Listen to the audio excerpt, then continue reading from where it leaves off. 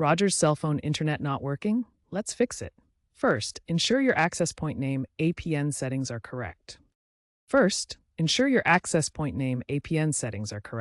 For iOS, it should be internet.apn. Android users manually configure name, Rogers, apernet.apn, leave username password blank. Reset network settings if problems persist.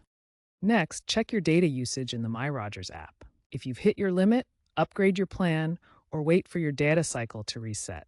Rogers introduced a data saver feature in July 2025 to help manage this. Remember, exceeding your data limit leads to throttling or suspension. These two things, APN and data, are the most common things to check that are user-controlled. If you are still experiencing issues, move on to Part 2 to check if there is an outage. If your APN and data are fine, the issue might be a Rogers outage.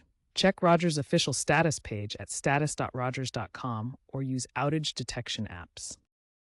Outages can be due to hardware failures, software bugs, or even cyber attacks. If it's a widespread outage, the best course of action is to wait for Rogers to resolve it. For personal issues, try power cycling your phone. Rogers has been investing heavily to improve reliability, but outages still happen. Remember the major outage in August 2025? Rogers is working to prevent future incidents.